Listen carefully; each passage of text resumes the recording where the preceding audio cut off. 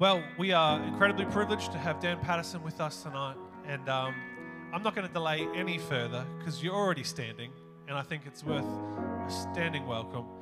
So why don't you put your hands together for Dan Paterson as he comes to speak tonight.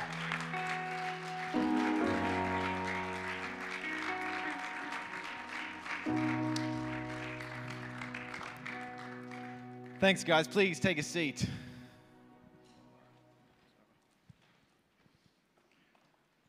Well, I'm stoked to be here, finally in the flesh. I think we were organized to do this a couple of weekends ago, and all of a sudden, there was a shutdown of all of Brisbane. But that was totally okay. Hope you had a restful weekend. Instead, we get to do it this weekend, a few weekends on. And I'm here tonight because I'd love to be able to take your questions seriously. And in just a few minutes, we're going to have an opportunity for you to ask whatever questions you have when it comes to God, Jesus, and the Christian story, and how that really fits in with life. Because for the last 15 years or so, ever since becoming a Christian, I've made it my habit, my MO, not just to talk about God, but to open up the opportunity for you to scrutinize. Because I think that truth invites questioning, which is precisely why in the last few months I've launched Questioning Christianity. And it's meant to be a not-for-profit, a space that opens up the opportunity for people to ask their real and raw questions of the Christian story to see whether or not the Christian story really helps to make sense of life's deepest questions. And one of the reasons why I'm so passionate about giving this space for doubts, for questions, for digging into the story is because I haven't always been a Christian.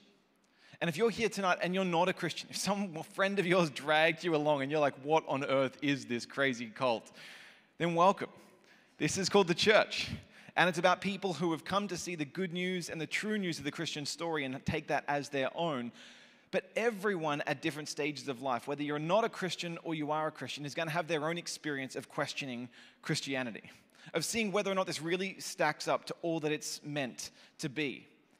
And I want to share with you tonight just the three things that I've found over the last 15 years of making it my business, both having come from asking hard questions into the Christian family, then continuing to ask those hard questions and studying as hard as I can, opening myself up in universities and schools for that right of cross-examination. Three of the big reasons why I really think it's worth believing in Jesus.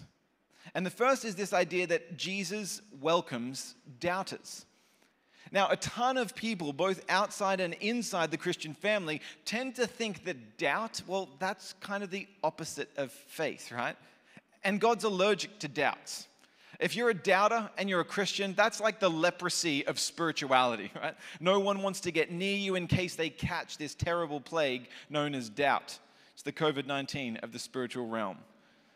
But when it comes to the Christian story, you'll find that doubt and dark nights of the soul and disappointment with God are in fact a mega theme that carries right through.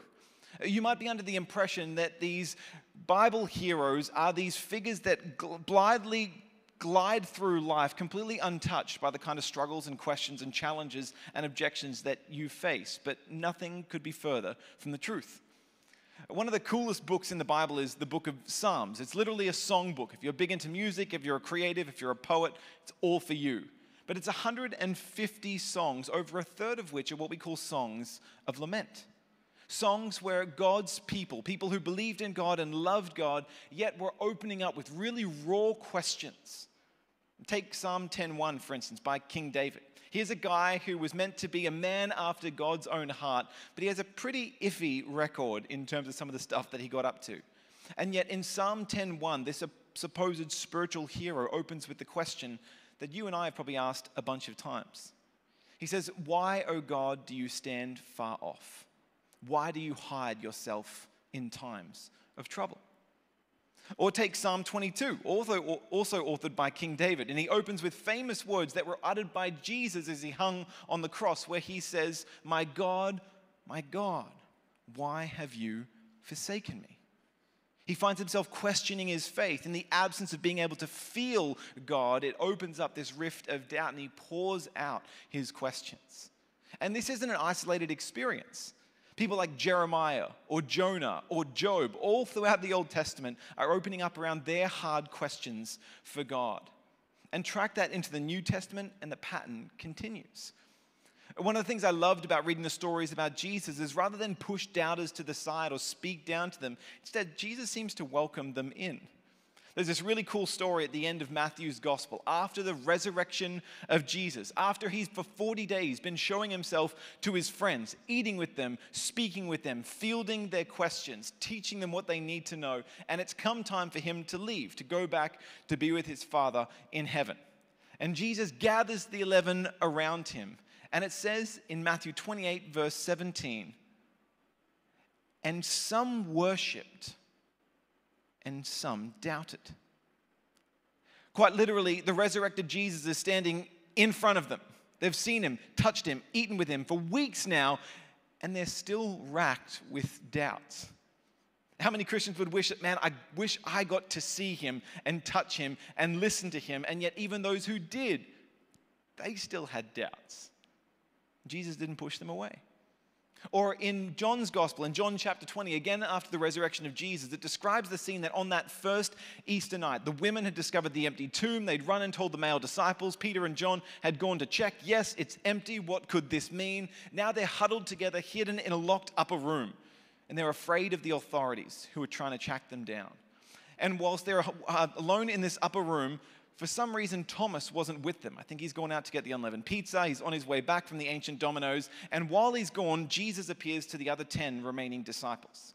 And he convinces them that he's alive, that he has flesh and blood. They can touch him and the scar prints in his hands and his feet and his side. He's not an apparition. He's not a hallucination. He really is Jesus resurrected from the dead. And then he leaves. And Thomas brings back the pizza. And they say, Thomas, you will never guess what happened. The women, they're not crazy. He really is risen from the dead. They saw him. We touched him. Jesus is alive. And what does Thomas say? Thomas was the ancient version of David Hume, the first empiricist. I will not believe it. No way. That story is crazy. Unless I can touch him with my own hands and see him with my own eyes, then I'll believe. And there's this little throwaway line that almost no one dwells on where it says, and a week later, as they were appeared again in the locked upper room, Jesus came to them. A week, get that? For an entire week after he was resurrected from the dead, Jesus left one of his 11 apostles, one of the central witnesses, one of the guys who would take the gospel to India. He left him alone with his doubts. Everyone else believed. Everyone else around him was worshiping Jesus, and he was there doubting. And Jesus didn't hurry back. He let him work through that, to process that doubt before turning up to give him the evidence that he needed to be able to make that step of commitment, to fall on his knees before Jesus and say, my Lord and my God. Jesus welcomes doubters. Because doubt doesn't have to be the enemy of faith. In fact, doubt can be a doorway to a deeper faith. Because doubt, if it's handled correctly, actually leads you to investigate the source of your doubts. Let's say I was to say, I made it here by 1 minute, all the way from Baden. You'd be like, no way. I don't care if you have an F1, there's no way you're getting from Baden here to Chermside in 1 minute. You would be right to have doubts, right? You doubt my credibility, you doubt my story. But what happens if all of a sudden I told you that I have a rich uncle who owns a helicopter? And there's a helipad at the place that we're living. Well, all of a sudden, my story becomes at least a little bit more plausible. And what if I then pulled out my phone and I said, let's check out the video of me arriving here by helicopter? And we all looked up at the screen. No, it's not real. But if there was video evidence of me turning up, and then we called our version of the FAA, the bureau that looks after aviation, and they said, yes, there was a flight scheduled by helicopter for a man named Dan Paterson all the way from Baden to here. It left at 5:19 p.m. It arrived at 5:20 p.m. All of a sudden, you'd be like, wow, I doubted. But now investigating that doubt, what happened? It turns out that it's true.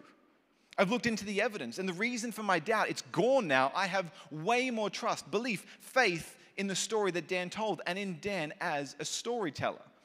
Your doubt provoked you to ask questions, and in searching out answers to those questions, you came across good reasons to actually believe me.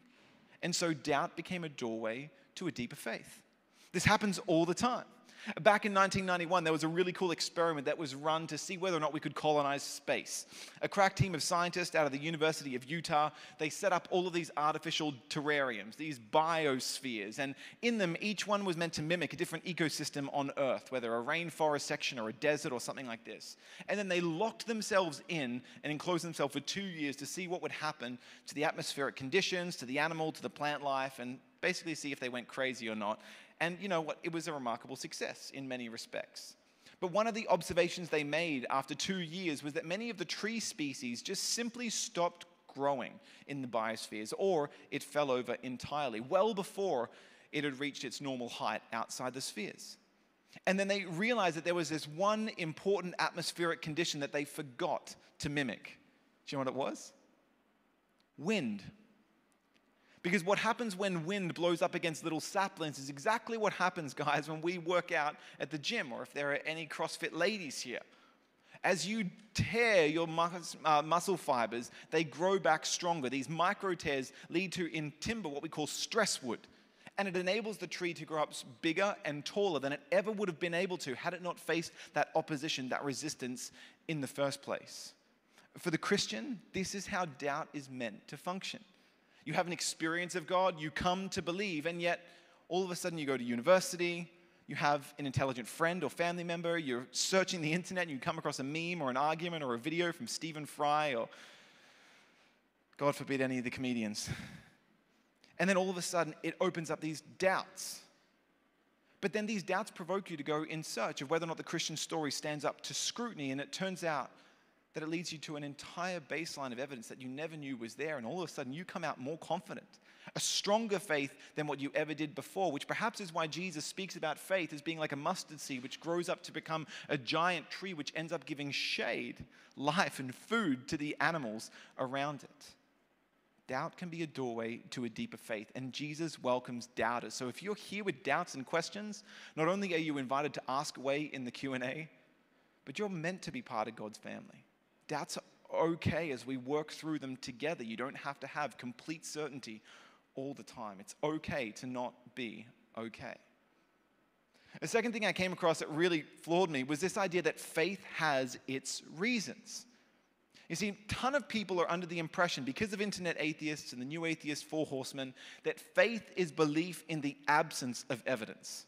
That it is like a blind leap in the dark. That it's just some spiritual currency that you whip up in an emotional frenzy, and you either have faith or you don't have faith. But that definition is not only alien to Oxford Dictionary, it's alien to the pages of the Bible. That's not how the Bible describes faith. In the New Testament, there are two words in the ancient language in which the New Testament is written, a koine or common Greek, thanks to Alexander the Great, that are used to describe faith, belief, trust. And the two terms are this, nemizo and pistis. Now, nemizo is belief on the basis of custom or tradition. You grew up in an environment, your parents tell you to believe something, your pastors tell you to believe something, your friends and culture tell you to believe something, and you just accept it unquestionably. That is nemizo, to believe on the basis of custom or tradition. The second term is pistis, which means to believe on the basis of the credibility of the claim, whether the person giving it, they're an incredibly trustworthy person who should know, or because of the evidence that they've laid out that you can accept it. Now, any guess as to which of these two terms exclusively the New Testament asks when it invites you to have faith? It's not number one. It's number two. Always number two. Pistis, pistuo, to believe on the basis of the credibility of the claim itself. Let me parse this out. So, John chapter 20, verse 30 and 31. It says this summary statement as to why John wrote this gospel in the first place. And he says, many other things Jesus did in the presence of his disciples, which are not recorded in this book. But these things I have written, so that you may pistuo, pistis, believe that Jesus is the Messiah, the Son of God, and pistuo, believing, have life in his name. In other words, what John has just done is he's laid out the 7 identity claims that Jesus makes about himself. that I am the way, the truth, and the life, that I am the light of the world, I am the true vine, I am the good shepherd, I am the gate for the sheep, I am the bread of life. All of these statements that he makes about himself, and then he lays out the 7 miracles or signs that Jesus performs to be able to back up those claims. Whether it's converting water to wine, a personal favorite, or whether it's walking on water, or whether it's multiplying food to be able to feed a huge crowd with a single lunchbox, ultimately culminating in his own resurrection from the dead, John lays out this ancient evidential case from his own eyewitness testimony. Why? Because having seen all this evidence and the claims that Jesus made, on the basis of that case, now you can believe. It doesn't say believe at the beginning. It invites you to believe at the end. Or take Hebrews 11:6, the great hall of faith, where it says, without faith, it is impossible to please God. But then it lays out 2 preconditions. But anyone who comes to God must believe that he exists, precondition 1, and that he rewards those who diligently seek him, precondition 2. In other words, the kind of faith that pleases God is a faith that's built on the conviction that he actually exists.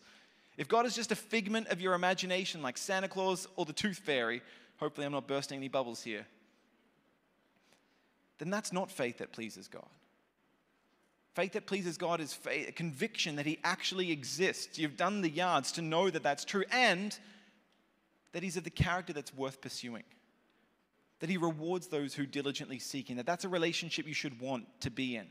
That he is real and that he is good. It actually requires these things. But people might say to me, but Dan, isn't faith believing in the absence of evidence? Like, look at what the Bible says. We walk by faith and not by sight. How does that fit in with your definition, Dan? Well, easily. You see, right now I have faith that my wife is being faithful to me. Now, I don't know that with 100% intellectual certainty. I don't have baby cams installed all around our house. I don't have a GPS tracker on her phone. I haven't hired some sleuth detective to follow her around or a drone that tracks her every movement. I don't know where she is right now, but I have faith that she's faithful. Is that a blind faith, even though I can't see it? No. What's that faith based upon? Well, it's based upon 10 years of living with this woman, of seeing her fidelity, of her kindness, of her love, of her devotion. Because I know what she's like in the past, who she is and how she's acted, I can trust her in the present and the future. And the same is true in the scriptures. Because we know what God is like, that he exists, that he is good, how he's been faithful to his promises in the past, we can trust him for those promises that we haven't yet seen come to fulfillment. Faith is on the basis of what we do know, trusting for what we haven't yet seen.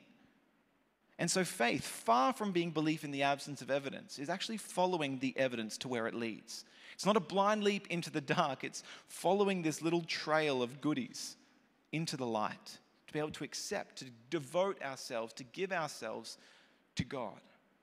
That's what biblical faith is all about. Faith has its reasons, which is why in 1 Peter chapter 3, when it's talking about taking your faith public, here's what it says. It says, set apart Christ the Lord as holy. Center your life around Jesus. If you want to take your faith public, make sure that Jesus is at the center. And then it says, and always be prepared to give an answer to who? Well, not to take a bullhorn and scream at people on the side of the street. Not to just blast at people who you don't know. It says to always be prepared to give an answer to anyone who asks you to give the reasons for the hope that you have. In other words, you should be living a life, if you follow Jesus, that actually provokes questions to which the Christian story is the answer. That the way that you love God and love other people just makes you look different to the world around you. And it opens up a curiosity in your friends and family. Man, why are you like this? In a world that is based on cynicism, why are you so full of hope? In a world that is selfishly motivated to put themselves first, why are you putting me first? Why do you even care when I keep pushing you away? Live a questionable life. And then it says, be ready to give an answer. Or your Bible translation might say, make a defense. And behind this is a Greek term, apologia, from which we get a Christian subdiscipline known as apologetics. Now, you might be thinking, what on earth is apologetics? Does that mean I go around saying sorry for Jesus? And I think that if you want to learn how to say sorry, that's what marriage is for. Apologetics is learning about being able to give a defense or give an answer for why it is that you believe that the Christian story is good and true news. Apologetics, I define as the art of commending and defending the gospel like Jesus. Commending meaning giving positive reasons why you can believe that this is good news and true news. It's the front foot. And then defending is when people say, but what about? And all of the objections come out and you have to respond to those objections. Commending, front foot, defending, back foot, the gospel in a manner like Jesus. Because Christian truth always has to be shared with a Christian accent. In 1 Peter, he says, do this with gentleness and respect. Or in Colossians chapter 4, the Apostle Paul says, let your conversation always be full of grace, seasoned with salt, so that you may know how to answer everybody. Christian truth with a Christian tone.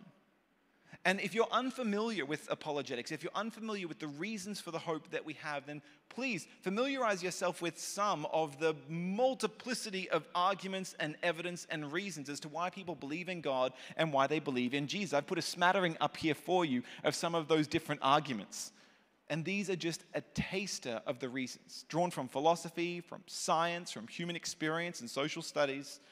These are the reasons why Christians can hold on to the belief that the Christian story really is true and that it really is good news in the impact that it has upon us. And your answers, your reasons don't have to be the same as a professional philosopher. Please don't say, go out and get a PhD before you open up your mouth about Jesus. But just think through that question. If someone asked you, why do you believe in God? Why do you believe in Jesus? Why do you think this is good news for you and for me? How would you answer? Are you ready to give an answer, to give the reason for the hope that is within you? Because faith has its reasons. And in the end, one of the things I'm convinced of is that truth invites questioning.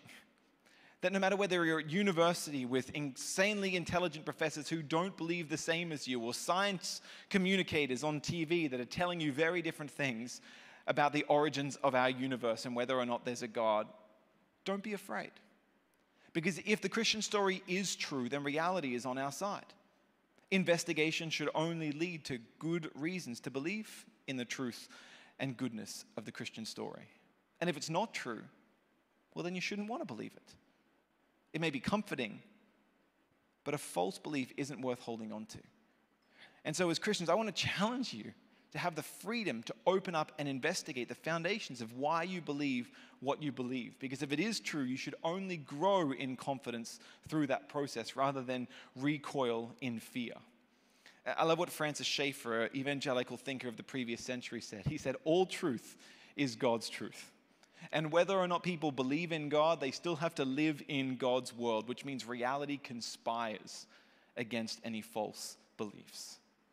We should rejoice in science. We should rejoice in philosophy. The Christian story should not be anti-intellectual as our posture. Rather, we're invited as part of the greatest commandment to love the Lord our God with all our heart, our soul, and our mind, as well as our strength. That good thinking and reflecting on the world that God has made is actually an act of worship. And I find that neat. The third thing I came across as I was investigating the Christian story is that Jesus really is good news. Jesus is good news. When you consider how much bad news floods our world, not just the things that are happening, but the way in which that's shaping who we're becoming. Think of the tribalism. Think of the cynicism. Think about the motivated reasoning. Think about the anger that is just bubbling up all over the Western world. Our world is flooded with bad news. And when it comes to the younger generations, it's led to nihilism, a sense of lostness, and not knowing how to navigate the world, a borderless existence with no fixeds, no givens, no boundaries, and therefore no way to navigate life helpfully. When the biggest questions come up, there is simply a vacuum of answers. And everyone's just shouting into that vacuum, pushing might against another. And into this swirl of noise, God's word speaks to bring life and to bring light.